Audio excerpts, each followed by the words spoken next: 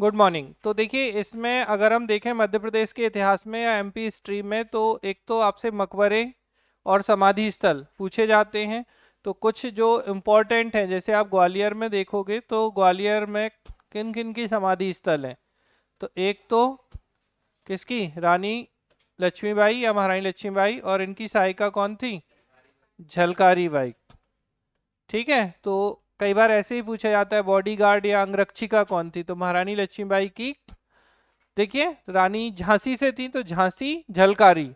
तो इसको झाझा से कनेक्ट कर देना, तो थोड़ा सा क्या होगा कि आपको कनेक्ट रह जाएंगी चीजें। तो माई लक्ष्मीबाई की सहायिका थी झलकारी बाई, और दोनों का समाधि स्थल जो है वो कहाँ पर है, ग्वालियर में है। इसके अलावा, ठीक है, तानसेन और दूसरे जो हैं वो कौन है, मोहम्मद गौस। तो तानसेन और मोहम्मद गौस का जो टॉम्ब या मकबरा है, क्या है, मकबरा, ये भी आपका कहाँ है, तो ग्वालियर में स्थित है। तो इनको भी आप ध्यान रखिएगा कि ग्वालियर में मोहम्मद गौस का मकबरा है और तानसेन का मकबरा है। और इसके अलावा ये कैसा है, तो लार्जेस्ट टॉम्ब ऑफ मध्य प्रदेश, मध्य प्रदेश का सबसे बड़ा मकबरा जो है वो मोहम्मद गौस का है। ये क्वेश्चन भी पूछा गया है, तो इसको आप ध्यान रखिएगा। इनको ऐसे भी आप कनेक्ट कर सकते हैं कि देखिए, तानसेन थे इनिशियली, अभी हम आगे जब बघेल खंड आपको पढ़ाएंगे तब भी ये चीज रिपीट होगी कि तानसेन शुरुआती रूप से रीवा के राजा रामचंद्र देव के दरबार में थे। तो किसकी कोर्ट में या दरबार में थे, रामचंद्र देव, जो कि रीवा के शासक थे। कौन थे, तानसेन। ठीक है, कहाँ, रीवा के रामचंद्र देव के दरबार। कहाँ से, रामचंद्र देव के दरबार से किसके, ठीक है, ये कहाँ पहुंचे, अकबर के दरबार में पहुंचते हैं कौन, तानसेन। इसी समय जब हम इनिशियल फेज में देखते हैं तो तानसेन जो थे, इनके इनिशियल गुरु या प्रारंभिक गुरु कौन थे, स्वामी हरिदास। तो आपको ये बात अच्छे से ध्यान रखनी है, किसकी बात कर रहे हैं, स्वामी हरिदास की। ठीक है। तो स्वामी हरिदास के दो शिष्य थे, एक तानसेन और एक बैजू बावरा। तो तानसेन और बैजू बावरा किसके शिष्य थे, स्वामी हरिदास के। ठीक। बाद में तानसेन कहाँ चले गए, रामचंद्र देव से किसके दरबार में चले जाते हैं, अकबर के दरबार में। तो बाद में इनके एक और गुरु जो बनते हैं वो कौन थे, मोहम्मद गौस थे। तो थोड़ा सा आप ध्यान रखिएगा, तानसेन का जो मकबरा है, या कहें हम तानसेन समारोह, तो तानसेन समारोह भी ग्वालियर में ही आयोजित होता है। तानसेन का मकबरा भी ग्वालियर में है। जबकि, ठीक है, स्वामी हरिदास के एक और डिसिपल या जो थे बैजू बावरा थे, इनकी जो समाधि है, किनकी समाधि, ठीक है, तो इनकी समाधि कहाँ पर है, चंदेरी में है। ये क्वेश्चन भी पूछा गया है बेटा। कभी कभार ये भी पूछा गया है कि तानसेन के गुरु भाई कौन थे, मतलब एक ही गुरु के जो डिफरेंट डिफरेंट डिसिपल या शिष्य होते हैं वो गुरु भाई कहलाते हैं। तो स्वामी हरिदास के जो शिष्य थे तानसेन थे, दूसरे बैजू बावरा थे। फिर कुछ क्वेश्चंस आपसे यहाँ से और भी पूछे गए हैं, जैसे तानसेन का रियल नेम क्या था, राम तनु पांडे था। तो इनका वास्तविक नाम राम तनु कैसे याद रखोगे, तान, तो तान तान के बजा रहे हैं, तो राम तनु पांडे। ठीक है। और इनके फादर, तो इनके पिता जो थे वो कौन थे, मकरंद पांडे। तो एक बार आपसे एग्जाम में ये भी पूछा गया है कि तानसेन के पिता का क्या नाम था, तो तानसेन के पिता का नाम मकरंद पांडे था। तो मकरंद पांडे, मकरंद पांडे के बेटे रामतनु पांडे, बाद में इनने अपना नाम क्या रखा, तानसेन रखा। तो ये सारी बातें आपको बहुत अच्छे से ध्यान रखना है। ठीक है। जैसे मियाँ की मल्हार, ये किसकी रचना है, ये तानसेन की रचनाएं हैं। ठीक है, तानसेन को मैं अलग से भी आपको बता दूंगा, बट अभी जो बात आपको, चूंकि आपको टॉम पढ़ना है तो उसी से रिलेटेड है। तो तानसेन का मकबरा कहाँ पर है? ग्वालियर में। बैजू बावरा की समाधि स्थल किस में है? चंदेरी में है। जबकि महारानी लक्ष्मीबाई और रानी, ठीक है, झलकारी बाई जो इनकी सहायिका थी, इनकी समाधि स्थल ग्वालियर में है। इसके अलावा तानसेन के जो गुरु थे मोहम्मद गौस एक, उनका मकबरा भी, ये दोनों मकबरे बगल बगल में बने। अगर आप ग्वालियर में, हजीरा एक जगह है ग्वालियर की, वहां पर तो ये दोनों मकबरे बिल्कुल बगल बगल में बने हैं। ये ठीक वैसी स्थिति है जैसे आप देखेंगे तो अगर निजामुद्दीन औलिया की जो दरगाह है, तो वहाँ पर निजामुद्दीन औलिया और उसी के बगल में जो दरगाह बनी है वो अमीर खुसरो की है। तो ये बगल बगल में है, गुरु शिष्य।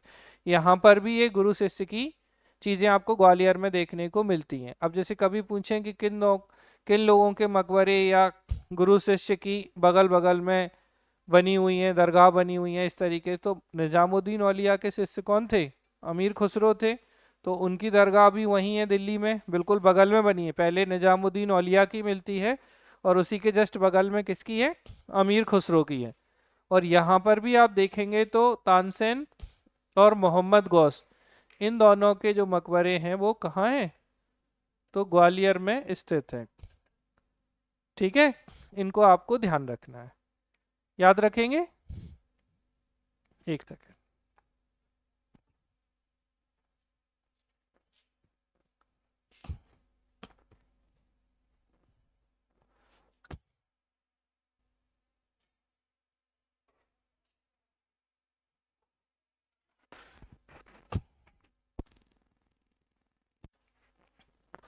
तो आप लोग ये ध्यान रखिएगा, क्योंकि ये सारे क्वेश्चन जो भी मैंने यहाँ पर आपको बताई हैं चीज़ें, ये सब आपकी आ चुकी हैं।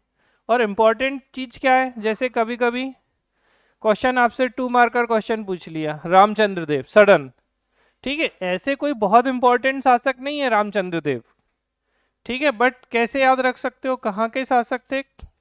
रीवा के शासक थे। ठीक है, किसके समकालीन या कंटेम्प्रेरी हैं? ठीक है, तो contemporary of Mughal emperor Akbar, Mughal सम्राट या मुगल शासक अकबर के समकालीन। दूसरी बात हो जाएगी, इनके कोर्ट पोएट या दरबारी विद्वान या इनके समय के स्कॉलर तानसेन थे। ठीक है, और बाद में इन्होंने अकबर के साथ संधि भी कर ली थी। हो गया, इतने में आपका काम रामचंद्र देव का चल जाएगा। ठीक है, सेम चीज तानसेन के बारे में हमने काफी सारी चीजें आपको बता दी। तो शुरू में बता दोगे कि रामचंद्र देव के कोर्ट या दरबार में थे, बाद में अकबर के 9 ज्वेल्स या नवरत्नों में शामिल हुए। इनिशियल गुरु ऑफ तानसेन कौन थे? स्वामी हरिदास थे। बाद में मोहम्मद गौस थे। इनका टॉम्ब या मकबरा ग्वालियर में है। इनकी कुछ रचनाएं जैसे राग का मल्हार, मियाँ की तोड़ी, ये सब जो है वो किसकी हैं? तानसेन की हैं। तो इस तरीके से थोड़ा सा आपको दिमाग में रखना है कि कोई अगर इंडिविजुअल क्वेश्चन ऐसे बनता है, अब जैसे बैजू बावरा पे बन जाएगा तो आप इनको भी बता सकते हैं। तो थोड़ा सा आप दिमाग में क्लियर कट रखिएगा। क्लियर है यहाँ तक?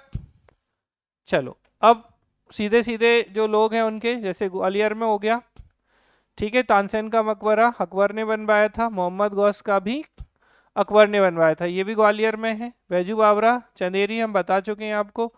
होशंग शाह का टॉम्ब ऑफ होशंग शाह का मकबरा कहाँ पर है? मांडू में। और मैंने आपको ये बताया है कि इसका फॉर्मेशन किसने करवाया था? महमूद खिलजी फर्स्ट। तो महमूद खिलजी फर्स्ट ने किसका मकबरा बनवाया? होशंग शाह का। और ये मालवा में किसका फाउंडर है? ठीक है, तो मालवा में खिलजी वंश, तो खिलजी डायनेस्टी इन मालवा, तो मालवा में खिलजी वंश का संस्थापक है कौन? ठीक है, फिर इसके बाद बाजीराव की समाधि रावर खेड़ी खरगोन में है। ये बाजीराव पेशवा हैं। ठीक है, ध्यान रखिएगा, बाजीराव फर्स्ट। इसके बाद मत्स्येंद्र पीर, तो मत्स्येंद्र पीर की जो समाधि है वो कहाँ पर है? उज्जैन में है।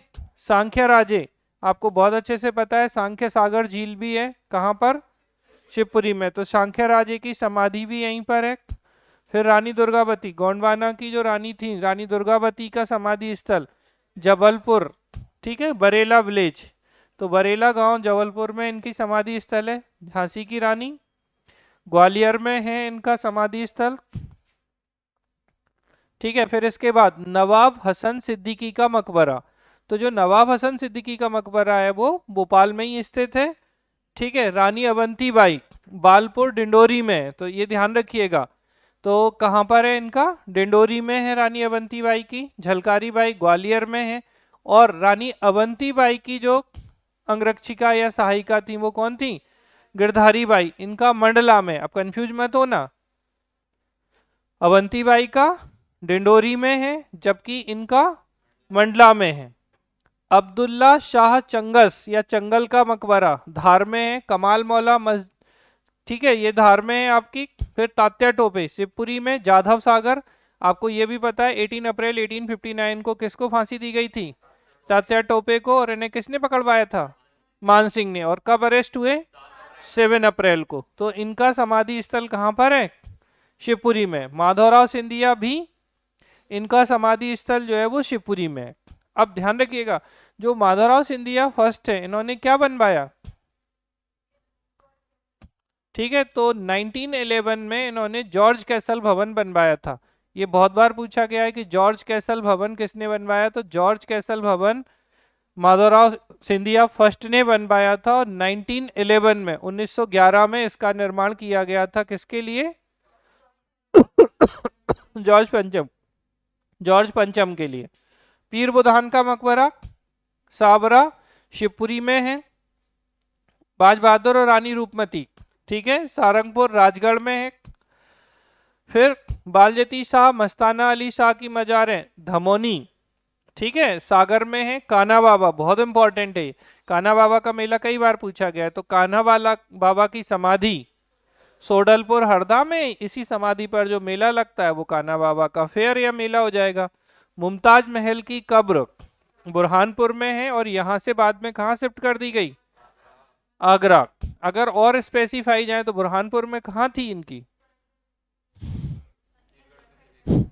असीरगढ़ फोर्ट जो था बुरहानपुर में, उसमें थी इनकी, ठीक है। और हजरत शाह बजीह उद्दीन का मकबरा चंदेरी में है, ठीक है। इन्हें क्या कहा जाता है? ख्वाजा मखदूम शाह बिलायती कहा जाता है। इसके बाद दौलत खां लोधी, ठीक है, जिन्होंने बाबर को बुलाया था इब्राहिम लोधी के अगेंस्ट, तो इनका मकबरा बुरहानपुर में है।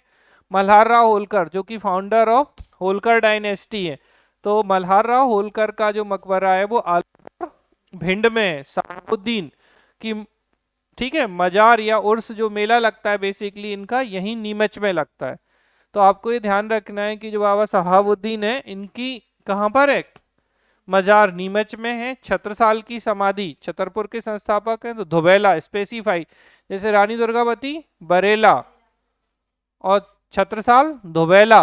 अब बरेला धुबेला एक जैसे नहीं, बरेला जलेला कुटेला ऐसे करके आप उल्टा सीधा कर लो, तो बरेला जबलपुर में है और धुबेला छतरपुर में।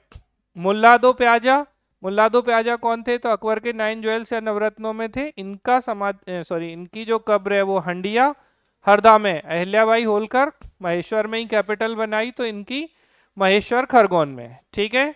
इसको आप ध्यान रखिएगा। अब बस ये उतनी इंपॉर्टेंट नहीं है, जस्ट एक नजर डालने के लिए कि बाई चांस किसी की आ जाए। जैसे दुर्गादास की छतरी उज्जैन में, उदाजी पवार धार में थे पवार, अभी जब हम सिंधिया डायनेस्टी और आपको ये मराठा पढ़ाएंगे तब भी आएंगे।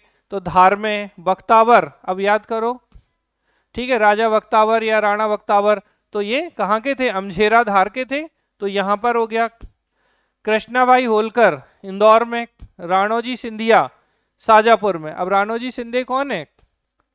सिंधिया वंश के संस्थापक हैं और ये शाजापुर में। सती छतरी अशोकनगर में। हंसों की छतरी अशोकनगर में। शहीद स्मारक भोपाल में। नयापुरा की छतरियां अशोकनगर में। चैन सिंह, ये इंपॉर्टेंट है कि चैन सिंह की छतरी कहाँ पर है, तो ये मध्य प्रदेश के पहले शहीद या मार्टियार्ड कहलाते हैं। तो इनकी छतरी कहाँ पर है? सीहोर में। देवी सिंह की छतरी अशोकनगर में। दुर्जन सिंह अशोकनगर, ठीक है। संकाजी छतरी राजगढ़। भरत शाह अशोकनगर, कोई नहीं पूछता। भानु टिकैत कोई नहीं। बीर सिंह बुंदेला याद रखिएगा, तो बीर सिंह बुंदेला की जो छतरी है वो कहाँ है? निवाड़ी में। पारीछत की छतरी दतिया में है। भवानी सिंह, क्योंकि ये दोनों ही दतिया के शासक थे तो दोनों की छतरी कहाँ बनी है? पारीछत और भवानी सिंह की। भवानी सिंह ने क्या लिखवाया था? दतिया के किले के गेट पर, justice is the gem of crown, ठीक है, न्याय मुकुट का हीरा। और कौन सा महल है यहाँ?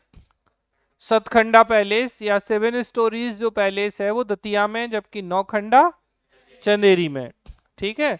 महाराजा प्रताप सिंह छतरी छतरपुर, और इंद्रजीत सिंह की छतरी जो है, देखो बेटा इंद्रजीत सिंह, भवानी सिंह, पारीछत सिंह और वीर सिंह ये बुंदेला हैं, लेकिन वो वीर सिंह एक और है। तो ये सब जो है दतिया से। और याद करो पृथ्वी सिंह, तो पृथ्वी सिंह ने कौन सा किला, कन्हरगढ़ का किला, याद है कन्हरगढ़ का किला जो था वो किसने बनवाया था। तो ये हो जाते हैं आपके कौन सारे मकबरे जो हमें याद है। अब देखो मैं आप लोगों से पूछना चाहूंगा, याद करो ताजुल मस्जिद किसने बनवाई थी, शाहजहां बेगम ने। ठीक है, भोपाल में स्थित है। निर्माण पूर्ण जो है वो कौन ने, मौलाना मोहम्मद इमरान के द्वारा इसको पूर्ण कराया गया था। ठीक है। बेसिकली अगर आपसे पूछा है सिटिंग कैपेसिटी या बैठक क्षमता के अनुसार, तो ये सबसे बड़ी मस्जिद मानी जाती है।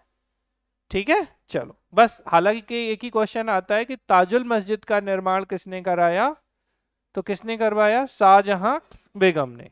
चलो, लाट मस्जिद, तो लाट की मस्जिद बेटा धार में है। अगर आपको याद हो तो जैन मंदिरों को तोड़कर ये बनाया गया था। इसका अन्य नाम क्या है, मीनार मॉस्क या मीनार मस्जिद है।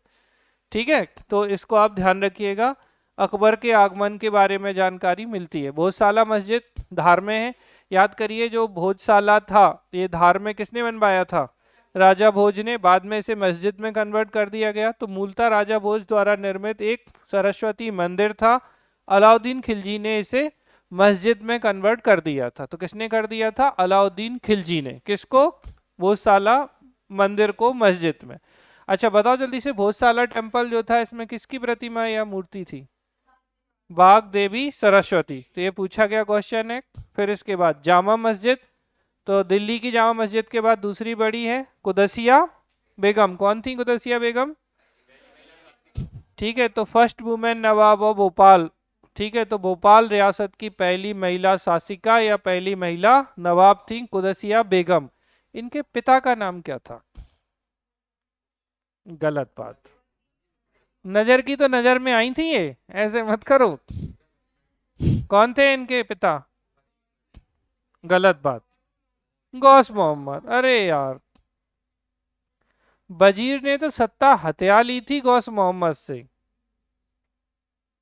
फिर से सुने, देखिए मैंने आपको भोपाल रियासत की अगर आप बात करेंगे तो समझिएगा कि जब गौस मोहम्मद नवाब बनते हैं तो गौस मोहम्मद एक कैसे नवाब थे, डमी, एक तरीके से कठपुतली नवाब के रूप में थे। और इनके समय जो वजीर मोहम्मद थे वो वास्तविक सत्ता पर काबिज हो गए थे, मतलब वजीर मोहम्मद रूल करने लगे थे। वजीर मोहम्मद का बेटा था नजर मोहम्मद। तो नजर की नजर किस पर पड़ी, कुदसिया बेगम पर पड़ी, ऐसे ही याद रख लो। तो नजर मोहम्मद की पत्नी थी कुदसिया बेगम। ठीक, ध्यान रखेंगे। और नजर मोहम्मद तो बड़े कम समय के लिए नवाब बने थे, कब से कब तक, 1816 से 19 तक नजर मोहम्मद थे, 3 साल। ना ना जा र 1816 से 19, और 1819 से 37 तक जो नवाब रही वो कौन थी, कुदसिया बेगम। तो फर्स्ट नवाब थी। 1832 से लेकर 57 तक इन्होंने जामा मस्जिद बनवाया बेटा। और ये बेसिकली दिल्ली की जामा मस्जिद की तरह चार बाग, चार बाग पद्धति समझते हैं, चार अलग अलग जो बाग बना दिए जाते हैं, पिलर्स बना दिए जाते हैं, उसके हिसाब से चार बाग पद्धति। और क्या है चार बाग शैली पर, ताजमहल भी है, ऐसे बहुत सारी बिल्डिंग्स होती हैं। लाल रंग के पत्थरों का प्रयोग किया गया। क्वेश्चन सिर्फ एक आता है कि कंस्ट्रक्शन किसने करा है। अच्छा दुनिया भर की चीजें आप पढ़ लीजिए, अच्छी बात है, बट आप एक बात हमेशा याद रखिए कि हमें अपना पिन पॉइंट पता होना चाहिए कि हाँ ये चीज नहीं भूलना है, बाकी कुछ भी इधर उधर हो जाए चलेगा। तो जामा मस्जिद कुदसिया बेगम। ठीक, चलो आ जाते हैं बीबी की मस्जिद, बुरहानपुर की पहली जामा मस्जिद है ये। और फारूकी शासक थे बेटा आजम हुमायूं द्वारा आदिल शाह फारूकी के शासन साल में बनाया गया था। किसने बनवाया ये, आजम हुमायूं। हुमायूं मुगल बादशाह नहीं, फारूकी रूलर हैं ये। और आदिल शाह फारूकी के शासन काल में बनवाई गई थी ये। अहमदाबाद की जामा मस्जिद की तरह है ये। कौन सी मस्जिद, बीबी की मस्जिद। और बीबी का मकबरा अलग है। बीबी का मकबरा कहाँ है, सुना है आप लोगों ने, हो ही नहीं सकता। आपने नहीं सुना होगा, हम मान सकते हैं, किसी ने तो सुना होगा। बीबी का मकबरा है औरंगाबाद, नहीं सुना? हाँ, बीबी का मकबरे को और क्या कहते हैं? हाँ, ताजमहल की फुअड़ नकल, एकदम ताजमहल की तरह औरंगजेब ने अपनी पत्नी के लिए, रबिया उद दुर्रानी के लिए क्या बनवाया था? ठीक है, ये औरंगाबाद में जो ताजमहल है, पागल बना रहा है जनता को। मोती मस्जिद, मोती मस्जिद बेटा भोपाल में ही है, मोती मस्जिद। ठीक है, सिकंदर जहां बेगम, कौन है ये सिकंदर जहां बेगम? शाहजहां बेगम की मैया। ठीक है, जहांगीर नहीं, पूरा बोलो, जहांगीर मोहम्मद। हाँ, तो जहांगीर मोहम्मद की वाइफ है ये सिकंदर जहां बेगम। इन्होंने क्या बनवाया? मोती महल, मोती मस्जिद इन्हीं की है। ढाई सीढ़ी आपको पता है बहुत अच्छे से, तो ढाई सीढ़ी की मस्जिद, पहली चीज तो भोपाल और एशिया की सबसे स्मॉलेस्ट मस्जिद है, ये सबसे छोटी मस्जिद है। और दोस्त मोहम्मद खां, देखो ऐसा लो, दोस्त में ना ढाई अक्षर है, और ये ढाई सीढ़ी वाला है दोस्त मोहम्मद, है नहीं किसी का दोस्त, दोस्त ये सब फालतू बना रहा है, बट कनेक्ट करने के लिए। तो ढाई सीढ़ी की मस्जिद, दोस्त मोहम्मद खां, 1716। अब जैसे 2.5 स्टेयर्स, आप तो सीधा DHAI, ढाई, SIDHE, बस वही याद रखना, नहीं तो आप कंफ्यूज हो जाओगे। तो ढाई सीढ़ी की मस्जिद, दोस्त मोहम्मद खां। अच्छा, ये पूरा जो आर्किटेक्चर था ये किस पीरियड का है? भोपाल रियासत। ढाई सीढ़ी मस्जिद, दोस्त मोहम्मद खां, ताजुल मस्जिद, मोती मस्जिद, ताजुल मस्जिद, शाहजहां बेगम, मोती महल, सिकंदर जहां। ठीक है। अच्छा, लाल कोठी, गलत बात, और भी गलत बात, शाहजहां बेगम। भोपाल की पहली जनगणना, भोपाल की मैपिंग, मजलिस ए शोर, पक्का? अब सही है, हाँ? इतनी देर बाद सही हो ही गया, हाँ? चलो ठीक। अब हम आते हैं बेटा कुछ नेचुरल जो प्लेस हैं, टूरिस्ट डेस्टिनेशन है, उनकी हम बात कर लेते हैं। तो अच्छा, ये आपका ऐसा ज्योग्राफी का सेक्शन है, बट हम आपको हिस्ट्री में पढ़ा रहे हैं, धन्यवाद दो। ठीक है, चलिए, चचाई वाटरफॉल। तो चचाई जो है वो कौन सी नदी पर है? अच्छा, ये पहले लार्जेस्ट वाटरफॉल ऑफ मध्य प्रदेश होता था, लार्जेस्ट या लॉन्गेस्ट या हाईएस्ट? ठीक है, थोड़ा ध्यान रखना, लार्जेस्ट, लॉन्गेस्ट और हाई। अच्छा, कई लोगों को तो इन तीनों के ही अर्थ नहीं पता होंगे। अच्छा, सोचा कभी आपने कि लार्ज, लॉन्ग और हाई तीनों में क्या डिफरेंस है? और लॉन्ग में? वेरी गुड, क्या बात है, मतलब होशियार है आप लोग तो। चलो, बहुत बढ़िया। चचाई, तो चचाई जो है ना, पहले बेटा मध्य प्रदेश का सबसे ऊंचा जलप्रपात होता था, हाईएस्ट वाटरफॉल हुआ करता था। हटा दिया ना तो पूरा क्वेश्चन खत्म हो जाएगा। तो चचाई बिहड़ नदी पर है। ठीक है, इसको ध्यान रखना क्योंकि ये ज्योग्राफी में आपसे पूछा जा सकता है। इसी तरीके से, अच्छा, वर्तमान में मध्य प्रदेश का सबसे ऊंचा वाटरफॉल बहुटी वाटरफॉल है। और बहुटी कहाँ है? ठीक है, तो बहुटी जो है वो मऊगंज में है। कौन सा वाटरफॉल है? बहुटी वाटरफॉल या बहुटी जलप्रपात, मऊगंज। मऊगंज रीवा से अलग हुआ। अच्छा, ये बहुटी जो है वो कौन सी नदी पर? ठीक, तो बहुटी जो है वो सेलर नदी पर है। कौन सी नदी पर है? सेलर नदी पर। चलो आगे बढ़े। धुआंधार वाटरफॉल, धुआंधार आपको पता है भेड़ाघाट। तो भेड़ाघाट जबलपुर में है। बेसिकली जो मार्बल या संगमरमर की जो चट्टाने हैं, इनके बीच में गिरता है, धुआं उत्पन्न करता है, अच्छी जगह है। किस किसने देखा है धुआंधार? तुमने तो देखा होगा, ठीक, बढ़िया। तो धुआंधार वाटरफॉल जो है, मतलब आश्चर्यजनक, इसे बोलते हैं लाइफ ऑफ। मेरा जन्म जबलपुर में हुआ है और लाइफ के कुछ साल में जबलपुर में रहा हूँ इनिशियल फेज में, और उसके बाद मैं कभी जबलपुर नहीं जा पाया। मतलब ऐसे जा पाया, मतलब घूमने के पॉइंट, अब जैसे मान लो कहीं और जा रहे हो, आप जबलपुर से घूमते हुए निकल गए, या ट्रेन में जबलपुर में बैठे तो निकल गए, या किसी तरीके से, तो ऐसा होता है धुआंधार।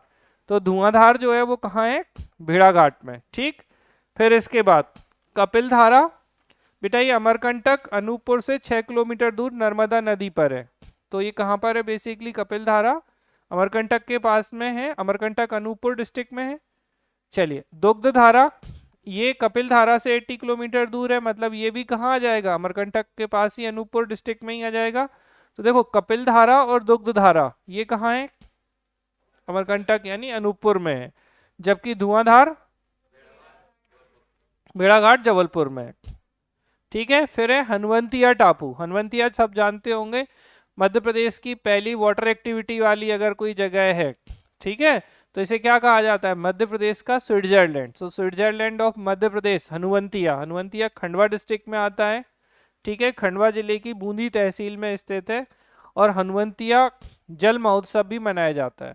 शिवराज सिंह चौहान जी जब मुख्यमंत्री थे तो हनुवंतिया का उन्होंने बहुत विकास कराया। अच्छा, अगर आप दो टूरिस्ट प्लेस जिनको कंट्रीब्यूशन अगर आप शिवराज सिंह चौहान जी को देना चाहेंगे, एक हनुवंतिया का डेवलपमेंट है और एक और क्या है, क्या, नहीं बुधनी तो अब चूंकि उनकी खुद की जगह है तो एक अलग बात है, बुधनी नहीं, टूरिस्ट प्लेस के रूप में उज्जैन भी ठीक है। और इसके अलावा मड़ई, मड़ई जानते हैं आप लोग? अच्छा, मजेदार बात ये कई लोगों ने तो मड़ई नहीं सुना होगा। यस, सुना है, नहीं सुना? मतलब सोचो आप भोपाल के पास हो, आपने मड़ई नहीं सुना है। ठीक है, आपको मैं बता दूं तो आप अभी जैसे आपको अगर बोलें तो मध्य प्रदेश का एकमात्र हिल स्टेशन पचमणी, आपको पता है पचमणी के बाद अगर कुछ अच्छी जगह है तो वो मणि ही है।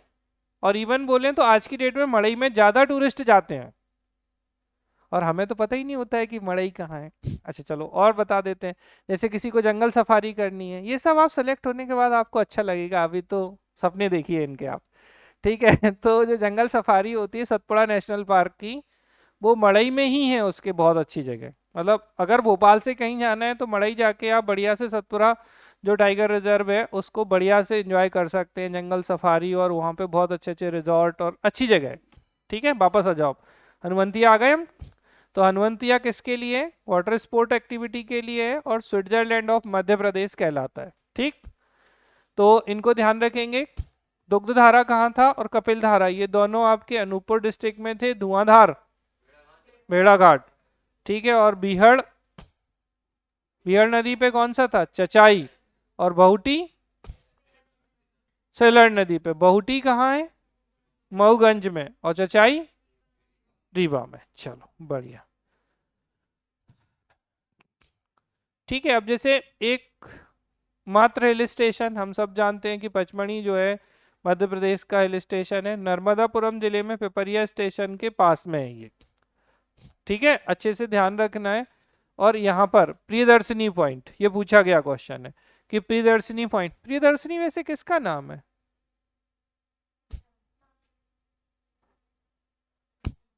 ठीक, वेरी गुड। हांडी खो, जटाशंकर केव्स, अप्सरा विहार, रतन प्रताप, ठीक है, ये लांजी गिरी, आयरन सरोवर, जलावरण, चौरागढ़ में यहाँ शिव मंदिर है, हमने आपको बताया था यहाँ मेला लगता है चौरागढ़ में। पांडव केव्स बहुत इंपॉर्टेंट है। धुआंधार, अब देखो ये धुआंधार, धुआंधार एक कहाँ था, वी फॉल, ठीक है, बड़े महादेव, गुप्त महादेव, ये सब जो है, सरदार गुफा, और राज्य पुलिस की प्रशिक्षणशाला।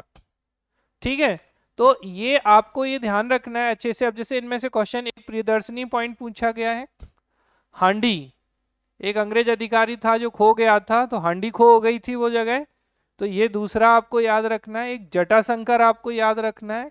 फिर आपको पता है यहाँ पर सबसे ऊंची चोटी कौन सी है, हाईएस्ट पीक कौन सी है मध्य प्रदेश की, धूपगढ़। ठीक है, तो धूपगढ़ कहाँ है, पचमढ़ी में, कौन से पर्वत या माउंटेन पर, गलत, सतपुड़ा माउंटेन है कि महादेव है, पर्वत श्रेणी कौन सी है, सतपुड़ा, और पर्वत महादेव। और ठीक है, तो सतपुड़ा याद रखना, सतपुड़ा में भी स्पेसिफाई, महादेव पर कौन सी है, धूपगढ़, और धूपगढ़ की हाइट पूछी जाती है 1300, 50 मीटर के फीट। ठीक, तो ये ध्यान रखिएगा। धूपगढ़, धूपगढ़ से क्वेश्चन बहुत रिपीटेड क्वेश्चन आया है। और आपको देखिए दो चीजें याद रखनी है। अगर आपने सतपुड़ा और विंध्याचल को ढंग से नहीं पढ़ा तो मान लेना इंडियन ज्योग्राफी या एमपी ज्योग्राफी किसी ना किसी जगह ये क्वेश्चन जाके आपका फंसेगा। और इसको थोड़ा सा आप मतलब एक होता है नॉर्मली आप मैप ओपन करिए और देखिए कि भाई सतपुड़ा कहाँ से शुरू हो रहा है कहाँ तक जा रहा है, विंध्याचल कहाँ से शुरू हो रहा है कहाँ तक जा रहा है, कौन कौन सी चीजें इसमें आती हैं, इनके बीच में क्या स्थितियां हैं, लोकेशन क्या है। अगर आप थोड़ा भी इसको समझने की कोशिश करेंगे ना तो आप बहुत अच्छे से इसे समझ पाएंगे। और ये मान के चलिए क्योंकि सतपुड़ा है, बीच में नर्मदा है, फिर विंध्याचल है, आप देखिए और इन पे क्वेश्चन बनना ही बनना है। आप प्रीवियस ईयर में कोई भी पेपर उठाइए आप देखेंगे सतपुड़ा विंध्याचल नर्मदा, इन पे क्वेश्चन आपको एग्जाम में मिलेगा। बात समझ में आ रही? चलो वापस आगे बढ़ते हैं। ठीक है, सतपुड़ा को क्या कहा जाता है तो पचमढ़ी को क्या कहा जाता है तो सतपुड़ा की रानी, तो क्वीन ऑफ सतपुड़ा के रूप में, मध्य प्रदेश का कश्मीर के रूप में भी जानते हैं, पर्यटकों का स्वर्ग। ठीक है, तो पर्यटकों का स्वर्ग, मध्य प्रदेश का कश्मीर, सतपुड़ा की रानी, लेकिन मध्य प्रदेश का स्विट्जरलैंड नहीं, क्या कहलाता है? हनुमंतिया। और सोमनाथ क्या था मध्य भारत का? ठीक है, तो सोमनाथ ऑफ सेंट्रल इंडिया, मध्य भारत का सोमनाथ जो था वो भोजपुर था। ठीक है, जैसे पूछा जाए कौन सा मंदिर कंप्लीट नहीं बन पाया तो भोजपुर का। ठीक है, और भोजपुर का मंदिर किसने बनवाया था? राजा भोज ने। ठीक है, तो ध्यान रखिएगा। और भोजपुर मंदिर जो है वो रायसेन डिस्ट्रिक्ट में। ठीक,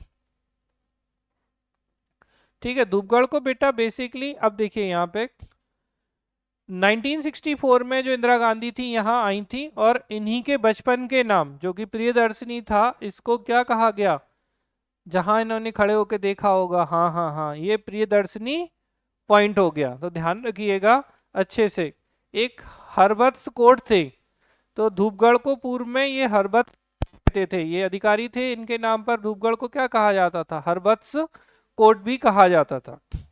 राजेंद्र गिरी जो पैनोरम, पूर्व राष्ट्रपति राजेंद्र प्रसाद के सम्मान में इसका नाम राजेंद्र गिरी किया गया।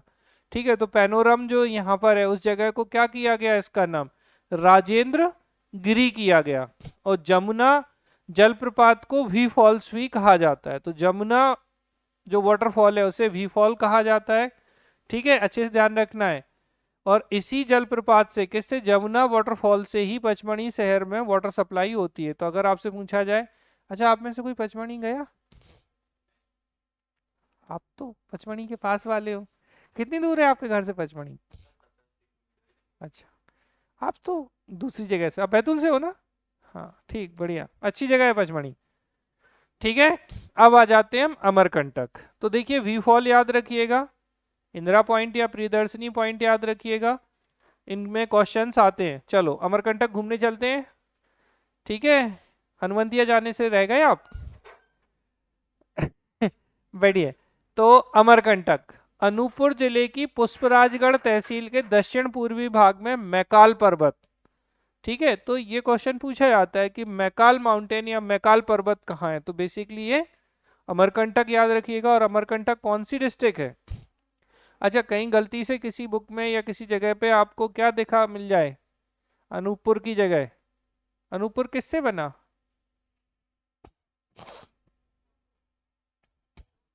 शहडोल से, बढ़िया।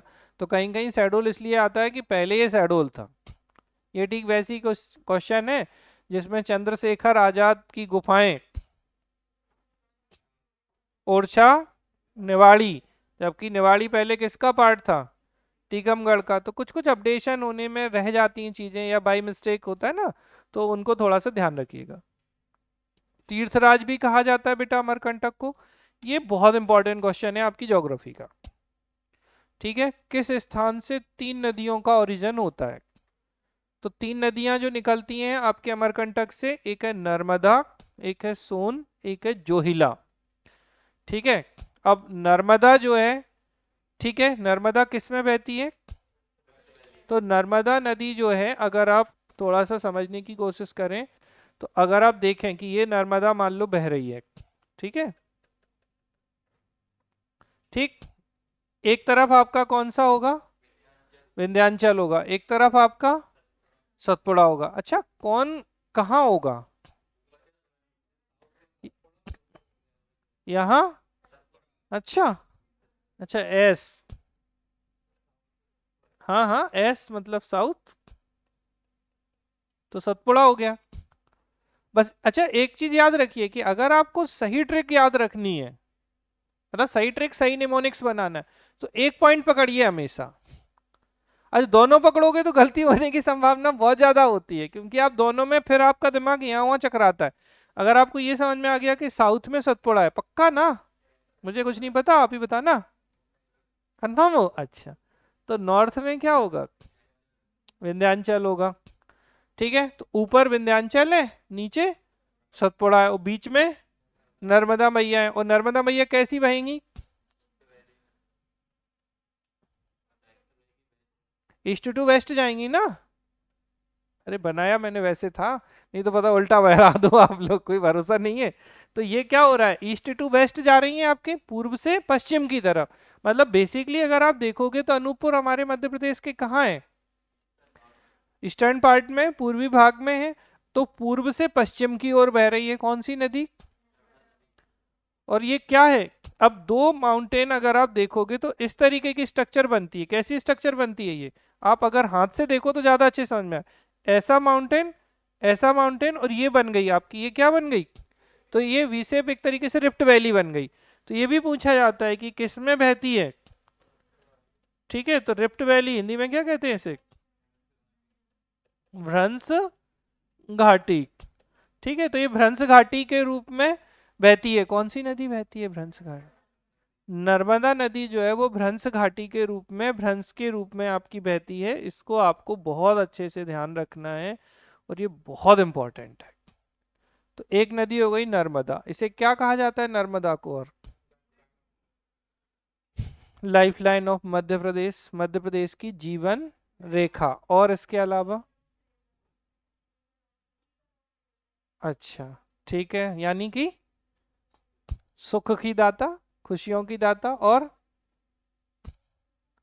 मैकल सुता, ये ध्यान रखना, रेवा भी बोलते हैं, ठीक है, तो नर्मदा, रेबा, मैकल सुता, ठीक है, ये किसके नाम है आपकी, नर्मदा रिवर के हैं, बहुत अच्छे से ध्यान रखना। और यहीं से अगर आप थोड़ा सा नर्मदा समग्र, ठीक है, तो नर्मदा समग्र जो टेक्स्ट या बुक है, रचना है, जो किसकी है, अनिल माधव दबे की है, किसकी है, अनिल माधव दबे की, कौन सी रचना, नर्मदा समग्र। अच्छा एक चीज मैं बाई चांस आपकी, आप लोग अपने नोट्स में अपडेट कर लीजिएगा, आप ही से पूछ लेता हूं मैं, साइलेंट वैली मूवमेंट कब हुआ था, 80 बताया मैंने आपको, एक्चुअल में 1973 से स्टार्ट होके 80s के डिकेड तक गया है। अगर एक इंडिविजुअल ईयर आए तो आपको क्या करना है, साइलेंट वैली में आप अपने नोट्स में, क्योंकि उसमें 1980 लिखा है मुझे बहुत अच्छे से पता है, आप उसमें 1973 कर लीजिए। इंडिविजुअल ईयर आए तो 1973, और अगर पूरा पूछा जाए तो 1973 से 1980s तक, कब तक, 1980 तक ये चले थे, ध्यान रखेंगे।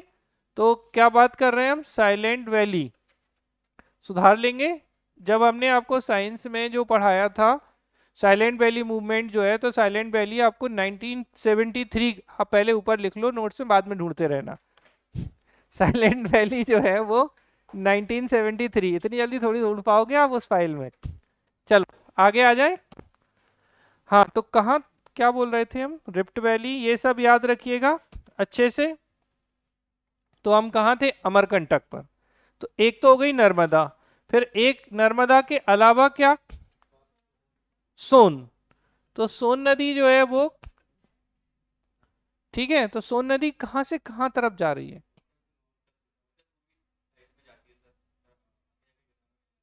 उत्तर पूर्वी, आप तो सीधा बोलो नॉर्थ की तरफ जाती है। तो पूछा जाता है मध्य प्रदेश की कौन सी नदी है जो उत्तर दिशा में नॉर्थ की तरफ जाती है। अच्छा, एकमात्र नदी है जो गंगा में मिलती है मध्य प्रदेश की, कोई और है? कोई नदी नहीं है जो गंगा नदी में मिलती हो। तो आपको ये ध्यान रखना है कि सोन कहाँ जाएगी, तो सोन जो है वो गंगा मैया में मिल जाएगी। ठीक है, और तीसरी नदी कौन सी है, तो जोहिला है। तो एक तो पूछ लेते हैं अमरकंटक से कौन सी रिवर या नदी का ओरिजिन नहीं होता। तो नर्मदा है, सोन है, जोहिला है। ठीक है, तो नर्मदा पूर्व से पश्चिम की तरफ, और नर्मदा नदी क्या बनाती है, एस्चुरी बनाती है। क्या बनाती है, एस्चुरी। ये क्वेश्चन बहुत इंपॉर्टेंट क्वेश्चन है, तो ध्यान रखिएगा कि नर्मदा नदी जो है वो एस्चुरी बनाती है। और याद रखेंगे सोन नदी किस में, तो किसकी सब्सिडरी है ये, तो गंगा की सहायक नदी हो गई कौन सी, सोन नदी। अच्छा एक बात बताओ, अगर कोई नदी किसी की सहायक नदी है, जैसे नर्मदा की सहायक, सॉरी, गंगा की सब्सिडरी सोन है, ठीक है। अच्छा, सोन नदी पे कौन सी परियोजना है, तो सोने के बाण, ऐसे याद रख लीजिएगा, सोन नदी पर बाण सागर परियोजना। ये भी आपका प्रीवियस ईयर क्वेश्चन है। अब क्वेश्चन मेरा ये है कि सोन नदी ऊपर होगी या गंगा नदी ऊपर होगी। आप सब गलत कर सकते हो इस क्वेश्चन को। हाँ तो पूछो। हाँ, पहले तो यही पूछना था। मतलब हम ये कह रहे हैं कि जो सब्सिडरी रिवर जो होती है और जो मेन रिवर होती है, तो सहायक नदी ऊपर की तरफ होती है या मेन नदी ऊपर की तरफ होती है। डायरेक्शन वाइज नहीं जाना है। आप एक बात बताओ, मेन नदी ऊपर और सब्सिडरी नीचे, चढ़ के चली जाएगी सीढ़ी, है ना। हाँ हाँ। हाँ, हमेशा याद रखना मेन रिवर जो होगी वो। एक और बात बताओ, नदी कैसे बहेगी। आप अभी आ जाओ, कल्पतरु टावर पे चढ़ा दो नदी को। ठीक है, यहीं से आपकी कौन सी नदी है आपकी झील में, ये भी एक बड़ा मुद्दा है। ठीक है, कलियासोत नदी। अब कलियासोत नदी को बोलो चलो लेक व्यू से ऊपर आते आते यहाँ से वीआईपी रोड होते हुए घूम फिर के आप सीधा एमपी नगर आ जाओ, और एमपी नगर में कल्पतरु टावर के ऊपर चढ़ जाओ, है ना। चढ़ जाएगी ना। ये तो बाढ़ ही आएगी तभी हो सकता है संभव। और अगर कल्पतरु टावर डूब गया तो कुछ नहीं बचने वाला, फिर तो सिर्फ एक ही कौन सी चोटी बचेगी, मनुआ वान की टेकरी पे जाके अपन को सबको बैठना होगा, वहीं से देखेंगे कि नदी नहीं है ये तो समुंदर है। बात समझो, हमेशा जो सहायक नदी होगी वो हाइट पर होगी, तभी तो गिरेगी किसी में जाके। अगर सहायक नदी कैसी होगी, नीचे होगी, तो क्या चढ़ के जाएगी सीढ़ी। अच्छा, कितने लोगों को बात समझ में नहीं आई अभी भी।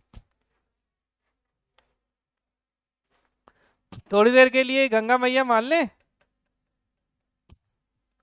ये गंगा है। अब अगर इस गंगा मैया में कौन सी सोन को मिलाना है, तो सोन नदी हाइट पर होगी, ऊंचाई पर, या गंगा मैया। सोन ऊपर से ही नीचे जाएगी कि नीचे से ऊपर चढ़ जाएगी, बोले हमने तो चढ़ा दी।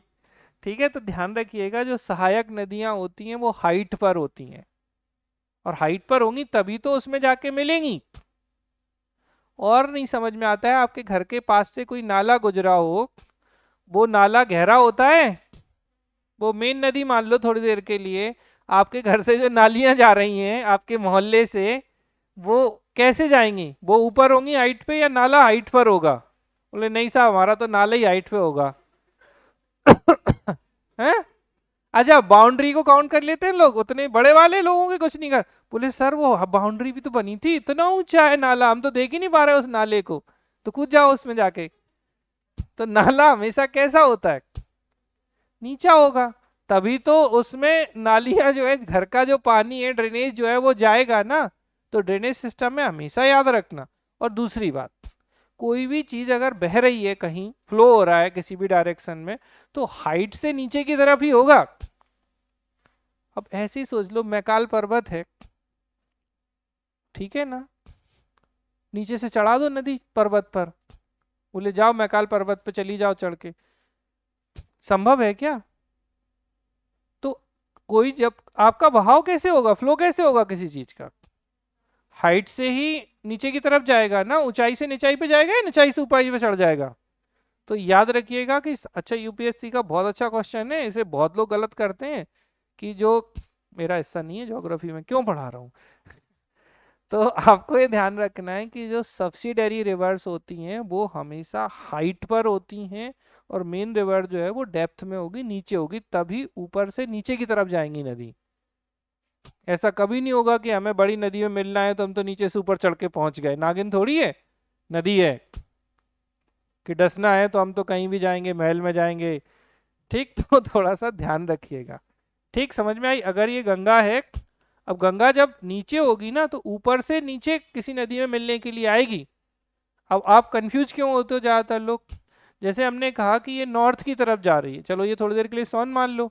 अब सोन जो है ऐसे जो जा रही है सोन, यहाँ मान लो गंगा बह रही है, तो अब ऐसे लगता है अच्छा ऊपर तो चढ़ रहे हैं हम, अच्छा ऊपर चढ़ जाएगी नदी। इतना तो कॉमन सेंस होना चाहिए ना अपने अंदर। अच्छा मजेदार बात पता और क्या लगता है लोगों को, हम नॉर्थ साइड जा रहे हैं सीधे हिमालय चढ़ जाते हैं हम तो दिमाग में, ऐसी तो ज्योग्राफी बिगड़ती है। बोले नहीं, हाइट बढ़ती जा रही है तभी तो हम कश्मीर पहुंचेंगे, और सीधे हम कहाँ पहुंच जाएंगे, हिमालय, और कंचनजंगा चढ़ जाता है सीधा बच्चा तो। ठीक है, और ज्यादा चढ़ेगा तो वो सीधा माउंट एवरेस्ट पे चढ़ जाता है। तो भाई साहब माउंट एवरेस्ट अलग जगह है। अच्छा तो माउंट एवरेस्ट पे या हिमालय पे जो नदियां हैं, ऊपर चढ़ती हैं क्या कोई नदी, या हिमालय से चढ़ के नीचे उतरती हैं? क्या होता है, उतरती हैं ना। अच्छा किसी पर्वत पे नदी चढ़ सकती है क्या? अगर ऐसा हो तो फिर तो मजेदार है, फिर तो कोई वाटर सिस्टम की जरूरत ही नहीं है, फिर टुल्लू पंप का काम खत्म। ठीक है, को अपन कलियासोत नदी ले आए, मैंने अपनी बिल्डिंग पे चढ़ा ली। ठीक है, काम खत्म। तो थोड़ा कॉमन सेंस लगाओ हमेशा अच्छा पता क्या होता है, और दिमाग हमारा कैसा है, अल्लाह हम लोग ऐसे सोचते हैं अगर हम नॉर्थ डायरेक्शन में जा रहे हैं तो हम ऊंचाई पे जा रहे हैं, सच बताना। यही एक सबसे बड़ी गलती है जिसके कारण क्वेश्चन गलत होता है। हमेशा याद रखो कि जब अमरकंटक से निकल रही है, नर्मदा निकले, सोन निकले, जोहिला निकले, अच्छा कोई भी है, तो वो हाइट से ओरिजिन हो रहा है और वो डेप्थ की तरफ जाएगी। अगर बहेगी कैसे यार अगर डेप्थ नहीं होगी तो? अब आपसे पूछे समुद्र कहाँ होगा, ऊंचाई पे होगा ना, तभी तो नदी जाके मिल जाती होगी उसमें चढ़ के। समुद्र कहाँ होगा? ठीक है, डेप्थ में ही होगा ना, तभी तो कोई चीज ऊपर से ऐसे नीचे जाएगी। भाई अगर नर्मदा नदी, पूरी नदी पढ़ लो आज तो, नर्मदा नदी कहाँ जाके मिलती है? खंबात की खाड़ी में। अगर आप ऐसे इसकी बात करोगे, अब यहाँ पे अगर आप जाओगे तो ये आपका ईस्ट वाला, ये वेस्ट वाला, ये साउथ वाला हिस्सा है। अब अगर आप यहाँ गुजरात में पहुंच गए, तो गुजरात में जब आप खंबात की खाड़ी में देखोगे, जब ये नदी आएगी तो ये ऐसी जा रही है ना, तो हाइट यहाँ ज्यादा है क्योंकि यहाँ अमरकंटक से निकलेगी, और फिर धीरे धीरे अगर निचाई नहीं होगी तो नदी जाएगी क्या, बह पाएगी? पानी फ्लो ही नहीं होगा, वहीं रुकी रह जाएगी। बोले नर्मदा मैया कहेंगे नहीं अब हम तो यहीं रखेंगे, हम नहीं जा रहे कहीं, जा तो तभी पाएगी ना। तो हमेशा अब ऐसे समझो, इसमें जितनी भी सहायक नदियां होंगी नर्मदा की, वो जब तक ऊंचे एरिया पे नहीं होंगी तब तक वो इसमें मिल पाएंगी क्या, चाहे नीचे से मिले चाहे ऊपर से मिले। अच्छा नीचे और ऊपर का मतलब भी समझना, जैसे नर्मदा ये बह रही है, कहाँ से, ईस्ट टू वेस्ट बह रही है, तो जो नदियां यहां से मिलेंगी वो कौन से साइड की होंगी, क्या कहलाएंगी वो? अपने आप को नदी में ऐसे कर लो, ऐसे तैर रहे हैं हम नदी में, तो तैरेंगे तो राइट कहाँ आएगा हमारा, ऊपर की तरफ, तो ये राइट साइड वाली होंगी। अच्छा ये भी गलत करते हैं लोग, और ये लेफ्ट बैंक। ठीक है, तो दाएं किनारे से जो नदियां आएंगी, दाएं सिरे से जो मिलेंगी, वो यहां से होंगी। अब ये नदी जैसी बह रही है उसके अकॉर्डिंग राइट और लेफ्ट डिसाइड होता है। चूंकि नर्मदा ईस्ट टू वेस्ट बह रही है तो राइट ऊपर की तरफ होगा और लेफ्ट नीचे की तरफ होगा, यानी राइट हमारा किस डायरेक्शन में होगा, अगर हम मैप पे जाएंगे तो नॉर्थ में, और लेफ्ट किस तरफ होगा, तो साउथ से। अब कभी पूछ लेते हैं नॉर्थ से कौन सी नदी मिलती है, कभी पूछते हैं साउथ से कौन सी नदी मिलती है, और ये क्वेश्चन गंगा से ज्यादा पूछा जाता है। अब गंगा मैया कहाँ से आई? गंगोत्री से। अब गंगोत्री कहाँ? उत्तराखंड में। ठीक है, तो अब गंगा मैया को अगर इंडिया के रिस्पेक्ट में देखोगे तो गंगा मैया कहाँ से किस तरफ आएंगी? तो आप देखोगे ऐसी बहेगी, एक इस तरीके से आएगी, ऊपर से ही नीचे आएगी ना, हिमालय रीजन से नीचे आएगी। तो अब जब ये ऊपर से नीचे आएगी तो अब इसमें लेफ्ट और राइट कहाँ हो जाएगा? अब फिर आपको, मतलब मेरी मुंडी यहाँ, हम तो तैरे हैं बस, तो हम बहुत अच्छे से चीजों को कर सकते हैं। अब इसमें मैप में कैसे जाओगे? मुझे ऐसे जाना है, ऐसे जाना है, मतलब राइट साइड कहाँ हो गया? नीचे, और लेफ्ट साइड ऊपर। यानी अब क्या होगा, नर्मदा गंगा के केस में क्या स्थिति होगी? इसका यहाँ क्या होगा? लेफ्ट होगा। और लेफ्ट किस तरफ है ये? नॉर्थ की तरफ। और राइट कहाँ होगा? नीचे की तरफ, यानी साउथ की तरफ। यानी सोन कहाँ से मिलेगी? राइट से या लेफ्ट से? पक्का राइट से, लेफ्ट तो नहीं? कंफर्म हो? कल बताना पढ़ के अच्छे से। ठीक है, आप मुझे बताइएगा, थोड़ा होमवर्क भी करिए। आप मुझे बताना कि नर्मदा नदी के राइट और लेफ्ट से कौन सी मिलती हैं, और ऐसे ही आप बताइएगा गंगा रिवर सिस्टम में राइट और लेफ्ट से कौन सी नदियां मिलती हैं, और राइट क्या है और लेफ्ट क्या है। और अलग अलग नदियों का राइट लेफ्ट बदलेगा, एक ही जैसे नहीं। हम तो साहब यहीं बहेंगे, हम किसी और तरफ से नहीं बहेंगे, तो फिर गलत हो जाएगा आपका क्वेश्चन। चलो तो ठीक है। तो ये जो सोन है, सोन किस में मिलती है? ये बहुत इंपॉर्टेंट क्वेश्चन है कि सोन नदी जो है वो किस में मिल जाती है? गंगा रिवर में मिल जाती है। ठीक। अच्छा, और बड़ी बात कि मध्य प्रदेश की अधिकांश नदियां, ये बड़ा पेटेंट क्वेश्चन आया है, तो मध्य प्रदेश की जो मैक्सिमम रिवर हैं वो कहाँ गिरती हैं? हाँ ठीक है। अगर क्वेश्चन नहीं लगाया होगा तो लोग या तो बंगाल की खाड़ी में गिरा देते हैं या अरब सागर अरेबियन सी में। तो बे ऑफ बंगाल में नहीं और ना ही अरेबियन सी में। मध्य प्रदेश की मैक्सिमम रिवर्स जो हैं वो किन में मिल जाती हैं? तो दूसरी नदियों में मिल जाती हैं। ठीक है, और फिर उनमें मिलकर वो आगे जाती हैं। अब अगर देखो तो मध्य प्रदेश की नर्मदा और ताप्ती है जो सीधी जा रही है समुन्दर में। ठीक है, सोन किस में मिल गई? चंबल निकली तो चंबल किस में मिल जाती है? यमुना में। ठीक है, बेतवा किस में मिलती है? मजेदार क्वेश्चन है। अच्छा, ज्योग्राफी बड़ी इंटरेस्टिंग है, आप लोग पता नहीं क्यों नहीं पढ़ते हो। चलो, हो गया, बहुत हो गया, पेपर है ना, अब इससे ज्यादा नहीं बता रहे। समझ में आ गई अमरकंटक? चलो यार, ऐसे तो ज्योग्राफी पढ़ाना पड़ेगी।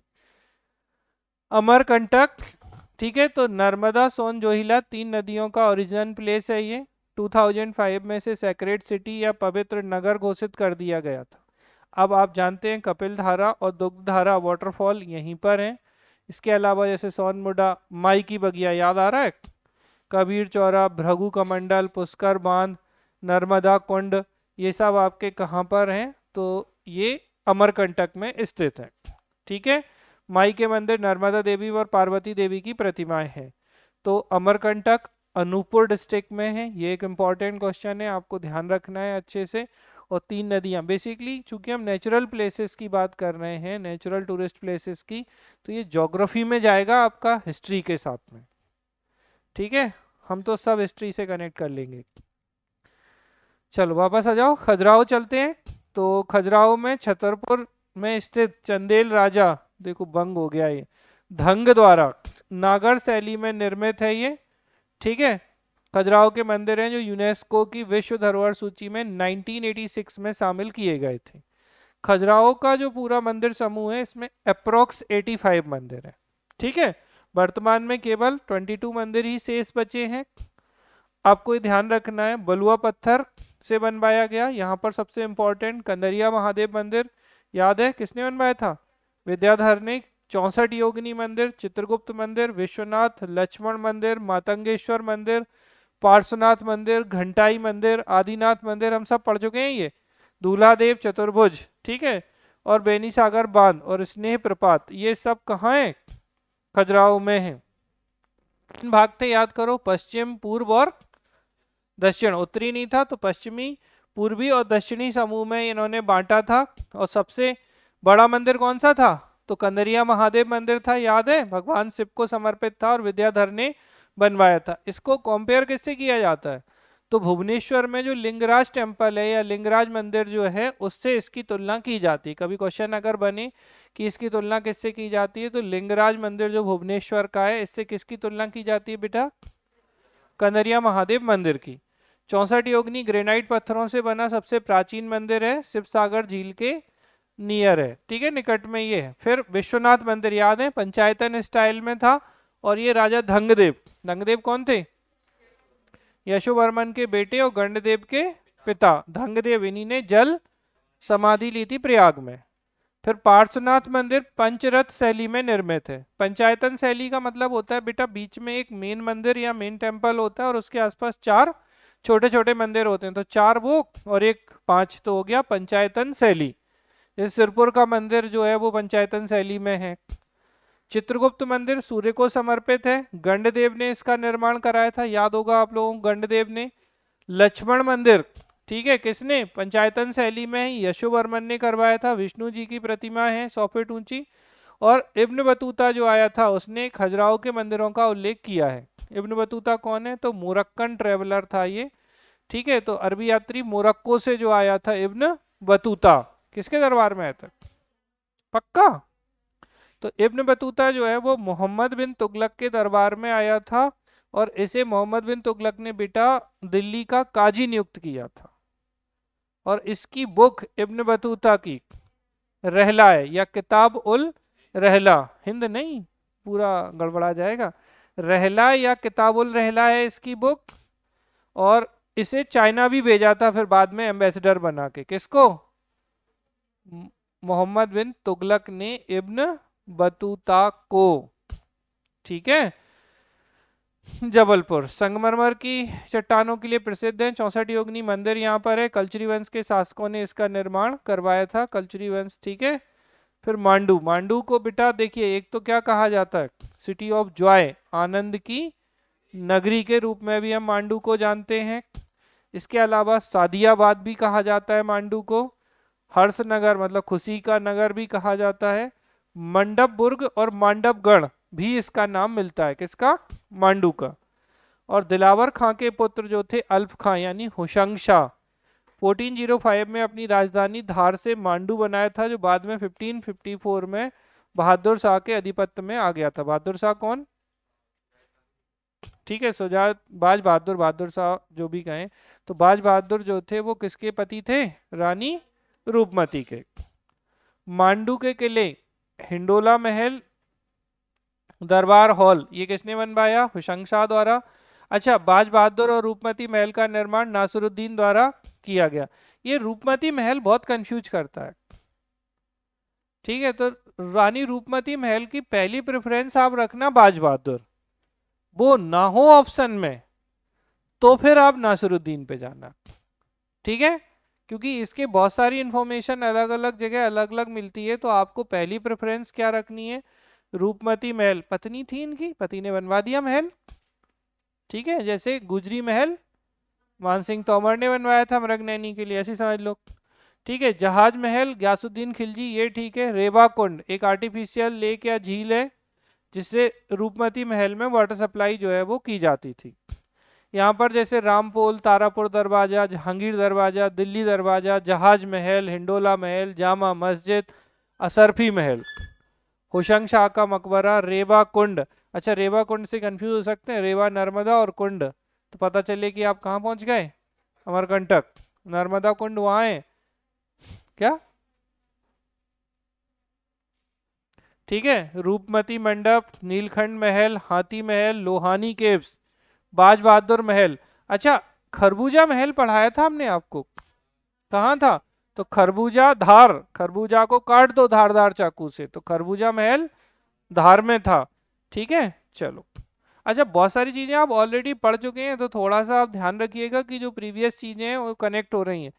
सांची झूठी नहीं है, तो क्या कहलाते हैं इसे? सोलर सिटी ऑफ मध्य प्रदेश। इसके अलावा बौद्ध सिटी भी है ये। सांची स्तूप सबसे बड़े स्तूप है मध्य प्रदेश में ये, ठीक है। तो सांची रायसेन डिस्ट्रिक्ट में है। चेतीगिरी पर्वत पर इसका निर्माण किया गया है, तो कौन सा पर्वत है? चेतीगिरी। और 1818 में जनरल टेलर ने सांची स्तूप की खोज की थी। तो किसने किया था डिस्कवरी इसकी? General Taylor 1818। फिर सांची स्तूप का, सांची का प्राचीन नाम काकणाद या काकणाय, बौद्ध श्री परिवत, चैत्यगिरी, बेदिसगिरी। मौर्य शासक अशोक जो थे, इन्होंने यहाँ पर क्या किया? अपनी रानी के कहने पर कराया था।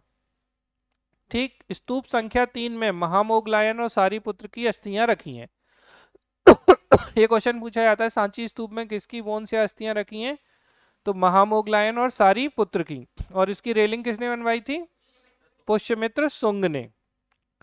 1989 में इसे यूनेस्को की वर्ल्ड हेरिटेज साइट में शामिल कर लिया गया। किसको? सांची को। और जो फर्स्ट स्तूप है, तो स्तूपास जो है, जो स्तूप नंबर 1 है, वो महास्तूप या द ग्रेट स्तूप के रूप में जाना जाता है। और सजावट की शैली को भरुत कहा जाता है। तो इसकी जो डेकोरेशन स्टाइल है वो भरुत की, और ये सिमिलर है एक दूसरे के। ठीक है। कहा जाता है कि अशोक ने सांची सहित कुल 84,000 स्तूपों का निर्माण कराया था। और ये भी कहा जाता है आगे चल के कि अशोक के द्वारा निर्मित 84,000 स्तूपों को तोड़ने वाला पुष्यमित्र शुंग था। मुझे नहीं लगता ना इनने 84,000 बनवाए होंगे, ना उसने ढूंढ ढूंढ के वो 84,000 तोड़े होंगे। बट क्वेश्चन के पॉइंट ऑफ व्यू से आप ध्यान रखना कि 84,000 स्तूप का निर्माण किसने कराया? अशोक ने। ठीक है। इन शिलालेखों में कौन सी स्क्रिप्ट या लिपि है? तो ब्राह्मी लिपि है। सांची के स्तूप की जो पेंट है वो किस पर मिलता है हमें? 200 का आपका जो कैसा नोट है, ये कौन से कलर का होता है? 200 का नोट ऑरेंज कलर का। ठीक है। तो इस नोट पर आपको ये पूछा जाता है कई बार कि सांची स्तूप किस पे, क्योंकि मध्य प्रदेश की एक ही जगह है जो नोट पे मिलती है। और कोई है? गांधी जी मिलते हैं बाकी सब जगह तो। ठीक है। कहीं रानी की वाव भी मिलती है किसी नोट पर, देख के आना। 50 रुपए पे क्या है, 100 रुपए पे क्या है, 200 रुपए पे क्या है, 500 रुपए पे क्या है, और 10 रुपए पे क्या है, और 20 रुपए पे क्या है। कल आपका ये होमवर्क होगा कि सारे रुपए पे आप बताना कि किस किस की पिक्चर है। ठीक है। बाकी मैंने आपके काम की बता दी। सांची 200 रुपए की सांची। ठीक है। 200 रुपीज के नोट पर किसकी मिलती है बेटा? फिर आ जाते हैं भरूच। तो भरूच सतना में अशोक के समय में ही इसके स्तूप का निर्माण किया गया, और इसका डेवलपमेंट जो है वो शुंग के समय में हुआ था। ठीक है। तो लाल बलुआ पत्थर साधारण ईंटों से, और ये रेलिंग तोरण द्वार जो है वो पुष्यमित्र शुंग ने बनवाया था। यहाँ पर यक्ष की प्रतिमाएं, गांव का जीवन, नाचते हुए मोर, नहाते हुए हाथी, हिरण, इनकी जो पिक्चर हैं वो यहाँ पर बताई गई हैं। विदिशा, विदिशा को क्या कहा जाता है? भेलसा, बेसनगर, दसार्ण। ठीक है। बैदिसनगर भी कहते हैं। तो विदिशा, भेलसा या वेसनगर है प्राचीन नाम। महामालिस्तान या मेबासा। एंटियाल किट्स जो थे बेटा, इन्होंने अपने एम्बेसडर हेलियोडोरस को भेजा था, और इन्होंने यहाँ पर भागभद्र के समय गरुणा पिलर एस्टेब्लिश किया था। देखना लिंक गई है क्या योगी?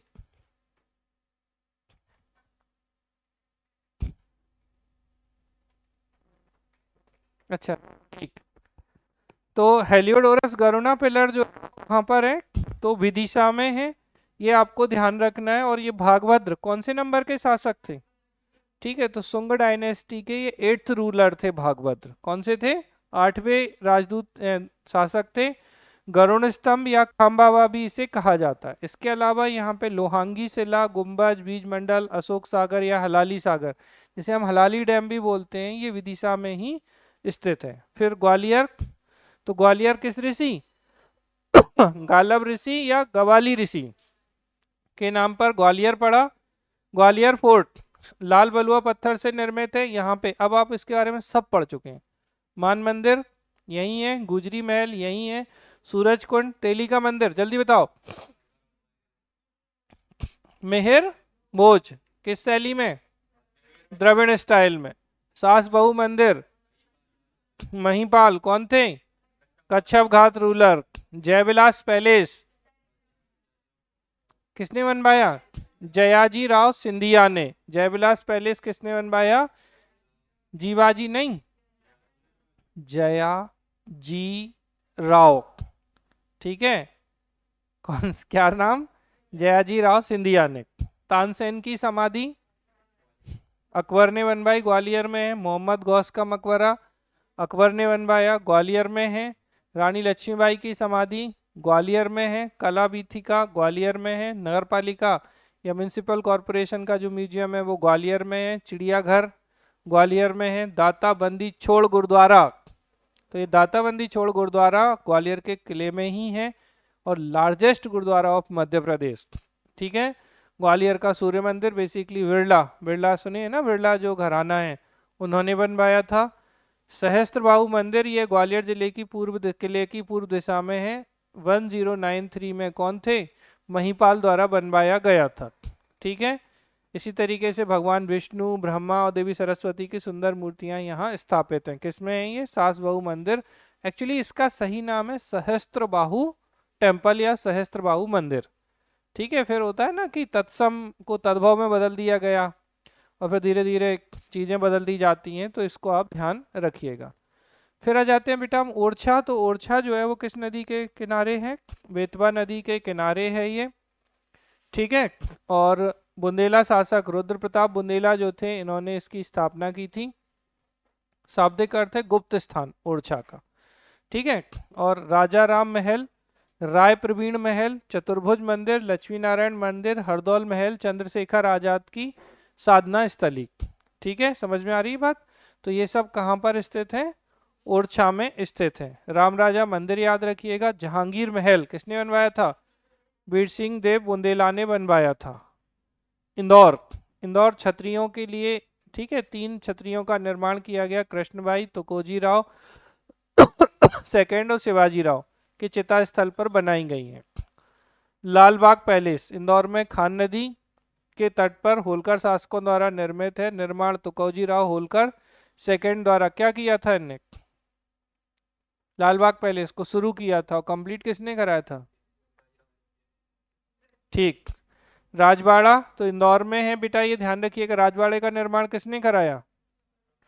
ठीक है। तो ये राजवाड़े की नींव मल्हार राव होलकर ने और तुकोजी राव फर्स्ट ने इसका निर्माण कार्य जो है वो कंप्लीट कराया था।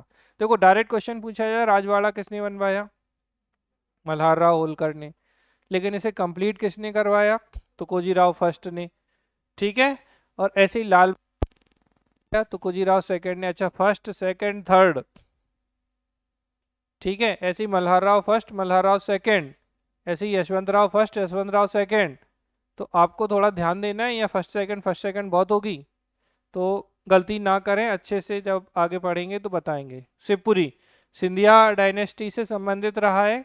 ठीक है। इनकी ग्रीष्मकालीन यानी कि समर कैपिटल भी रही है ये। किसकी? सिंधिया वंश की। आज भी इंपॉर्टेंट है ये। पर्यटन नगरी तो मध्य प्रदेश का पहला पर्यटन शहर, first tourist city of Madhya प्रदेश क्या है? शिवपुरी को ही जाना जाता है। माधव नेशनल पार्क बहुत इंपॉर्टेंट है। माधव विलास यहाँ पे है। जॉर्ज कैसल भवन ये इसी माधव नेशनल पार्क में है। और माधव नेशनल पार्क में ही जॉर्ज कैसल भवन किसने बनवाया? तो माधवराव। पक्का? माधवराव फर्स्ट कि किसी और ने? अच्छा। सांख्य राजा सिंधिया के नाम पर है। यहाँ पे भदैया कुंड है। वीर तात्या टोपे की मूर्ति बनी हुई है। चलो भोपाल आ जाते हैं और यहीं खत्म कर देंगे इसको अपन। तो भोपाल शहर किसकी स्थापना किसने की थी? राजा भोज ने की थी। ठीक है। मध्य प्रदेश की राजधानी है। यहाँ पर ताजुल मस्जिद बताते जाओ किसने बनवाई? ताजुल मस्जिद शाहजहां बेगम। जामा मस्जिद कुदसिया बेगम। लक्ष्मी नारायण मंदिर किसने? अरे बिरला का है ये, बिरला मंदिर। अरे लक्ष्मी नारायण मंदिर बिरला मंदिर एक ही तो है। ठीक है।